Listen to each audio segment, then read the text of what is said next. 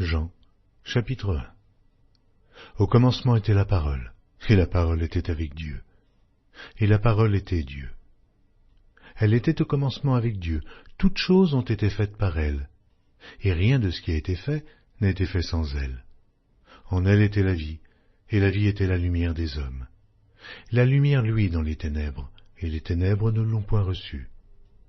Il y eut un homme envoyé de Dieu, son nom était Jean. Il vint pour servir de témoin, pour rendre témoignage à la lumière, afin que tous crussent par lui. Oh, il n'était pas la lumière, mais il parut pour rendre témoignage à la lumière. Cette lumière était la véritable lumière qui, en venant dans le monde, éclaire tout homme. Elle était dans le monde, et le monde a été fait par elle, et le monde ne l'a point connue. Elle est venue chez les siens, et les siens ne l'ont point reçue. Mais à tous ceux qui l'ont reçue, à ceux qui croient en son nom, elle a donné le pouvoir de devenir enfants de Dieu, lesquels sont nés non du sang, ni de la volonté de la chair, ni de la volonté de l'homme, mais de Dieu. Et la parole a été faite chair, et elle habitait parmi nous pleine de grâce et de vérité. Et nous avons contemplé sa gloire, une gloire comme la gloire du Fils unique venu du Père. Jean lui a rendu témoignage et s'est écrié, « C'est celui dont j'ai dit, celui qui vient après moi m'a précédé, car il était avant moi. » Et nous avons tous reçu de sa plénitude et grâce pour grâce, car la loi a été donnée par Moïse. La grâce et la vérité sont venues par Jésus-Christ. Oh, personne n'a jamais vu Dieu. Le Fils unique qui est dans le sein du Père est celui qui l'a fait connaître.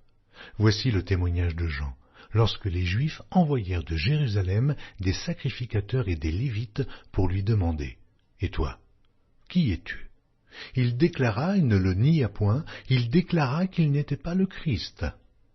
Ils lui demandèrent, « Quoi donc?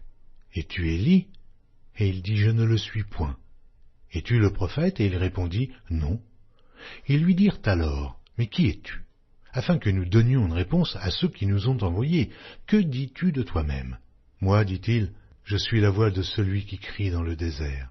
Aplanissez le chemin du Seigneur, comme a dit Ésaïe, le prophète.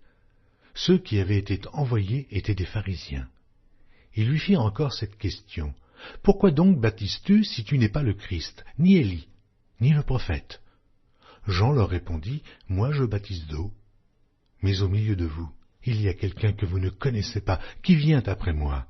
Je ne suis pas digne de délier la courroie de ses souliers. » Ces choses se passèrent à Béthanie, au-delà du Jourdain, où Jean baptisait.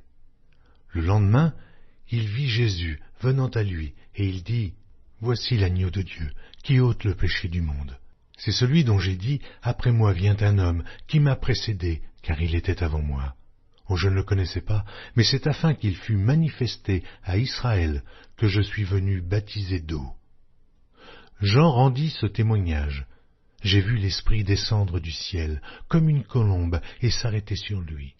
Je ne le connaissais pas, mais celui qui m'a envoyé baptiser d'eau, celui-là m'a dit, « Celui sur qui tu verras l'Esprit descendre et s'arrêter, c'est celui qui baptise du Saint-Esprit. » Et j'ai vu, et j'ai rendu témoignage qu'il est le Fils de Dieu.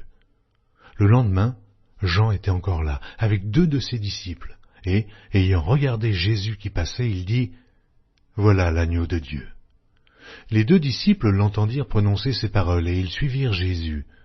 Jésus se retourna, et voyant qu'ils le suivaient, il leur dit, « Que cherchez-vous » Ils lui répondirent, « Rabbi » ce qui signifie « Maître » où demeures-tu ? Venez, leur dit-il, et voyez. Ils allèrent et ils virent où il demeurait, et ils restèrent auprès de lui ce jour-là, c'était environ la 10e heure. André, frère de Simon-Pierre, était l'un des 2 qui avait entendu les paroles de Jean et qui avait suivi Jésus. Ce fut lui qui rencontra le premier son frère, Simon, et il lui dit, « Nous avons trouvé le Messie » ce qui signifie Christ. Et il le conduisit vers Jésus. Jésus, l'ayant regardé, dit, « Tu es Simon, fils de Jonas.